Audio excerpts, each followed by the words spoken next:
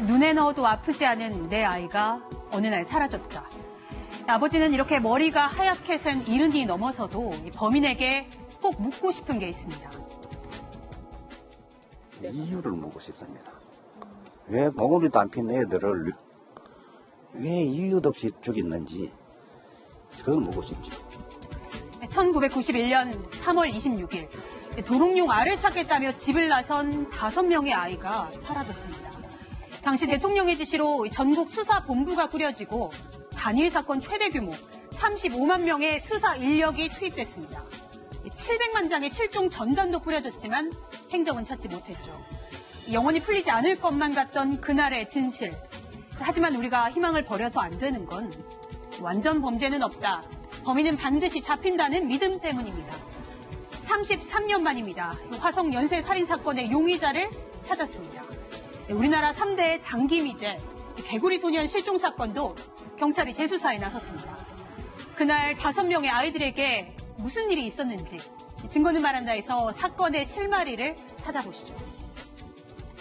네, 서 팀장이 설명한 것처럼 해결되길 바라는 마음에서 이렇게 장기 미제 사건을 짚어보겠습니다. 이 사건 많이들 기억하실 겁니다. 팀장님 원래 공식 명칭이 성서 초등학생 실종 사건이었다면서요? 그렇죠. 성서 초등학교 실종 사건을 해가지고 유명한 사건인데 그 당시에 사실은 5명의 아이들이 도롱뇽을 찾으러 간다고 해서 사라진 건데 네. 도롱뇽이라는 어감도 그렇고 또 일반이 생각할 때 용이라고 착각할 수도 있으니까 저거를 일반적인 거 개구리 소년이라고 유명하죠. 그들은 뭐 정말 전국 경찰을 동원하고 전단지 뿌리기 위해서 수색을 하고 했는데 네. 처음에 경찰들이 볼 때는 저게 가출인가 아니면은 납치됐나 이 두 가지 그 팩트를 가지고 움직였는데 실제적으로 추적을 했는데 찾지를 못했어요. 그렇군요. 그리고 오직하면은 시어신미를 검찰청장이 말하기를 이런 사람을 자수하게 되면 관용을 베풀겠다 했는데도 네. 5명의 그 실종 사건은 계속 찾지를 못하고 진행이 됐던 거죠. 네, 근데 아이들이 91년에 실종이 됐는데 2002년에야 그 유골이 발견되잖아요. 맞습니다.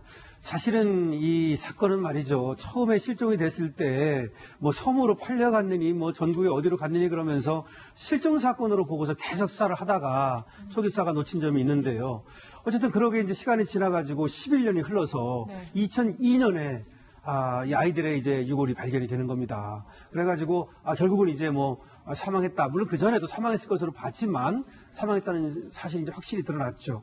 근데 그 사망 원인을 두고도 밝혀야 될 거 아닙니까? 네. 그랬는데 당시에 그 대구청 강력과장이 이제 의가족에게 보낸 편지를 보면은 네. 피해 아동들의 시신을 바로 찾아내지 못한 점은 죄송하게 생각하나 아이들은 타살이 아니라 계곡에서 동사한 것이 분명하다라고 하면서 저체온증으로 사망했다. 그러니까 타살이 아니라 자연사였다. 네. 이렇게 이제 얘기를 발표를 한 거죠. 그런데 여기를 두고서 이제 유골이 뒤엉켜 있었고, 뭐 옷으로 이제 덮여 있었다, 뭐 이런 것 때문에 그렇게 네. 했다고 그러는데, 근데 이 아버지가 얘기하기를 뭐라고 얘기했냐면, 그 당시에 그 마을 뒤로 경부선 철도가 지나간답니다. 그리고 산에서 그 아이들이 유골이 발견된 장소에서 마을 불빛이 바로 보여요. 네. 그리고 아이들은 생각보다 굉장히 활동력이 많습니다. 네. 근데 거기서 그 마을을 찾아오지 못하고 봉사한다? 그거는 있을 수 없는 일이다. 그래가지고 네. 당시에 수사팀이 그런 발표를 했다가 많은 비난을 받았죠, 오히려. 그렇군요. 근데 사실 늦게 발견된 것도 굉장히 수상하고 이상한데 당시에 머리카락도 발견이 안 됐다면서요? 네. 사실 저는 이 사건은 그 지역 사회에서는 참 이게 가슴 아픈 그렇죠. 사건 중에 네. 하나거든요. 그러니까 저희도 원래 제가 살던 데가 여기여서 달서구여서 이제 달서구 성서 54단 이런 얘기를 듣고 이제 개구리 소년들 얘기를 하면 아직도 사실 가슴이 좀 먹먹해요.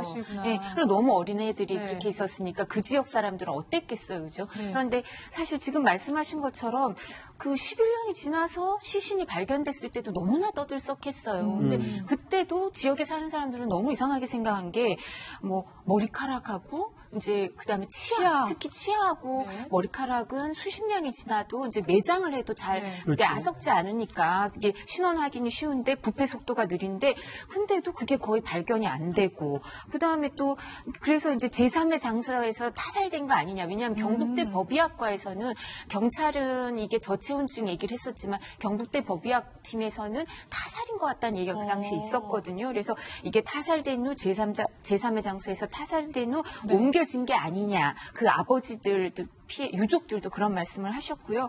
그리고 또 유골이 발견되기 하루 전에 모 언론사에 대구 와룡산에 가면 개구리 소년 5명 유골이 묻혀 있다. 한꺼번에 묻혀 있다. 네. 뭐 흔적을 파보면 다 나올 거다. 이런 구체적인 제보를 한 사람이 있었기 때문에 그리고 기슭, 와룡산 기슭 5명이 함께 묻혀져 있다. 이런 얘기가 있어서 이 신원을 확보하기 위해 노력했는데 그것도 신원을 확보를 못했거든요. 근데 이런 제보를 한 거 보면 일정 부분 그걸 어떻게 알았겠어요. 사고로 사망했으면. 네. 그러니까 타살한 게 아니냐 이런 네. 생각도 하고 그 위에 아이들 그 유골 위에 돌이 있었으니까 네. 그것도 좀 이상하다. 이렇게 누군가 안매장한 게 생각을 했는데, 아닌가 예, 이런 안매장한 생각이 게 드네요. 아닌가 이랬는데 경찰은 뭐 돌이 이렇게 밀어도 흔들릴 정도고 주위에서 이게 산이니까 떨어졌을 가능성이 있으니까 꼭 이것만으로 안매장, 타살 이렇게 그렇군요. 얘기하기는 어렵다고 했는데 지금도 유족들이 원하는 건 그걸 거예요. 아까 말씀하신 것처럼 네.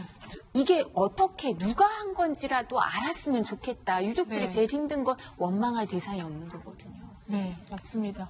그래서 이러한 추측도 제기가 됩니다. 근처 군 사격장에 있었기 때문에 오발 사고 아니겠느냐, 또 이런 의혹도 있었다면서요. 네, 실제로 그리고 유해 발굴 현장에서 총탄이 발견이 됐습니다.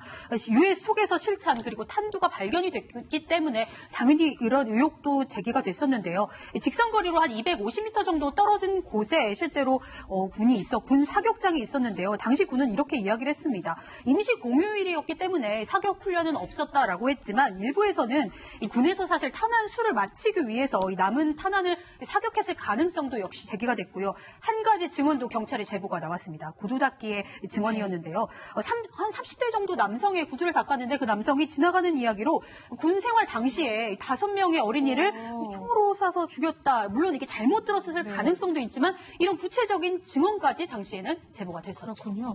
당시에 국내외 법의학팀도 굉장히 열심히 분석을 한 것으로 알고 있는데 어떻게 좀 판단을 했다고 합니까? 이 사건은 뭐 워낙 그 대단한 사건이었기 때문에 정말 크나큰 슬픔을 준 사건이었기 때문에 모든 역량을 동원했는데요. 그래서 미국의 법의학자까지도 나서게 돼요. 곤층학자인데요. 데이비드 포크너라고 합니다.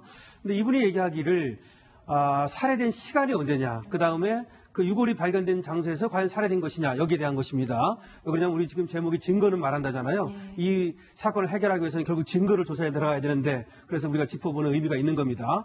과연 다른 데서 살해돼서 그곳으로 옮겨졌는지 아니면 유골이 있던 장소에서 살해된 것인지 이와 관련된 것입니다. 이와 관련해가지고 아까 그 데이비드 포크너는 말하기를 그 유골이 있던 장소에서 살해되었다 이렇게 얘기했습니다. 그리고 우리나라의 법의학자들도 그 점에 대해서는 거의 일치하고 있습니다. 자, 그 이유가 뭐냐? 여기에 대해서 첫 번째는 말이죠. 그때 파리 구더기 그 껍데기가 나왔는데 그것이 나왔다는 얘기는 바로 그 살해가 그 시점에 됐다는 거죠. 그 살해된 시점에 묻혔다는 거죠. 그리고 얕게 묻혔다는 거죠. 그렇지 않으면 구더기가 나올 수 없다는 겁니다. 그래서 이제 그런 얘기가 나왔고 또 하나는 뭐냐면 사실은 그 장소가 유골이 묻혀있던 장소가 그 군부대 주인데 거기밖에 없답니다. 살해를 할 수 있는 장소가. 거기가 은밀하고 뭔가 숨겨진 장소라는 거죠. 그래서 다른 데서 살해를 해가지고 글로 옮겼을 가능성은 많지 않다는 것이고요. 그 다음에 그러면 왜 발견이 안 됐느냐 이게 중요한 거잖아요. 도대체 왜 발견이 안 됐느냐 그거는 살짝 흙으로 덮어놨던 것으로 보인다는 거죠. 그랬는데 어쨌든 그것이 오랜 동안 발견이 안 되다가 그때 비가 많이 왔답니다. 2002년도에. 그래서 살짝 흙으로 덮여놨던 그 흙이 씻겨 내려가면서 발견이 된 게 아니냐 이런 얘기가 나오는데 저는 여기에 대해서는 약간 의문이에요. 아무리 그렇다 하더라도 살짝 덮어놨다면 그 전에 발견돼야 되는데 그렇게 오랜 동안 수색을 했는데 32만 명 아니죠 300몇만 명인가요? 그렇게 동원이 됐잖아요. 어마어마하게. 그런데 왜 발견을 못한 것인지 이 점은 좀 또 수사를 해봐야 되는데 어쨌든 간에 여러 가지로 볼 때 그 장소에서 살해됐다 이렇게 얘기는 나오고 있습니다. 네. 아무래도 이제 증거가 될 만한 것들을 살펴봐야 될 것 같은데 화성 연쇄살인 사건처럼 DNA 검사 안 될까요? 그 당시에는 아마 그 검사를 했는데 DNA를 실시 못했어요. 왜냐하면 살해된지 오래되고 땅속에 묻혔기 때문에 아까 말씀드린 혈흔 검사라든지 독극물 혹시 독약 아니면은 화약 반응도 봤습니다. 아니면 총상 얘기가 나왔기 때문에 그런데 DNA 채취를 못했어요. 그래서 지금 남아있는 증거물이 있기 때문에 그것이 옷이라든지 신발을 통해서 이번에 이춘재 사건처럼 마찬가지로 9번째 사건 때 그 피해 여성의 등허리에 만졌을 때 땀이 밴 거 아닙니까? 그렇다 한다면은 5명의 그 어린애들을 살해했을 때 범인이 1명인지 2명인지는 모르겠지만은 자꾸 흔들고 어떻게 했기 때문에 혹시 그 당시에 땀이라든지 다른 게 묻어있지 않겠냐 싶으니까 이번에 국가서에서 아마 가수원에서요. 아마 세밀하게 해가지고 DNA가 나오게 된다면은 아까 말했듯이 사망하지 않는 한 교도소에 있다든지 아니면 데이터베이스에 자료가 있으면은 범인도 검거하려고 봅니다. 그렇군요. 법의학자는 비관적인 좀 전망도 하고 있는데요. 왜냐하면 그러니까 연쇄살인 사건 때처럼 바로 꺼낸 게 아니라 11년간 땅속에 있었기 때문에 박테리아나 곰팡이에 의해서 모든 단서가 사라졌을 가능성이 좀 있다고 합니다. 그래서 극히 희박하지만 1%의 가능성이라도 저희가 조금 더 희망을 걸어보겠습니다. 사실 가장 또 중요한 게 아이들의 유골에서 발견된 손상 흔적이잖아요. 맞습니다. 이 유골 자체가 남아있기 때문에 더 심층적인 분석이 필요합니다. 당시에는 이 유골에서 조사를 한 결과 심한 구타를 당한 흔적이 있었습니다. 총보다는 둔탁하고 뾰족한 물체의 흔적이 남아 있었는데요. 그렇기 때문에 혹시 유력한 살해 도구로 용접 망치가 아닌가 조심스럽게 제기되는 부분이기도 합니다. 네. 팀장님, 그리고 매듭도 사실 중요한 그 증거가 될 수 있을 것 같은데요. 그 당시에 그 실종 어린이니까 사망으로 발견된 어린이들을 묶었을 때 일반적인 매듭이 아니라 복잡 매듭으로 묶었거든요. 그런데 아시겠지만 우리 패널분들도 묶을 때 간단하게 묶지 않습니까? 그런데 포장업이라든지 아니면 무슨 배달업 같이 하시는 분들은 매듭을 좀 복잡하게 묶거든요. 그래서 아마 복잡한 매듭을 보고 잘 풀리지 않은 형태이기 때문에 일반인들이 못하기 때문에 포장한 그런 작업에 종사하는 분이 아닌가 그렇게 추정만 하는 것뿐이죠. 네. 일단 크게 세 가지 증거들을 살펴봤는데요. 변호사님, 좀 범인의 윤곽을 저희가 그려본다면 어떤 사람일 것으로 추정이 됩니까? 네. 무엇보다도 이제 아이들 유골이 남아있으니까 그 타격 흔적, 아까 우리 팀장님 말씀하신 것처럼 용접 망치 이런 얘기를 했었는데요. 그래서 이 용접 망치를 갖고 또 아이들을 5명이나 살해한 거잖아요. 네. 그렇죠? 순차적으로 살해해서 매장한 걸로 지금 보인다고 하는데 그렇다면 그 용접 망치를 이용했다고 하면 그걸 잘 쓰는 사람이겠죠. 그래서 뭐 이걸 많이 쓰는 데가 조선소라든가 뭐 자동차 부품 회사라든가 일정 부분 이게 좀 제한이 될 수밖에 없는 것 같고요. 그리고 좀 전에 변호사님 말씀하신 것처럼 이제 아까 군부대 이거 54단 얘기는 해도 될 것 같은데 그게 근처에 있어요. 그래서 그리고 민가도 가까이 있기 때문에 아주 은밀하게 뭔가 이루어질 수 있는 공간은 아주 제한돼 있으니까요.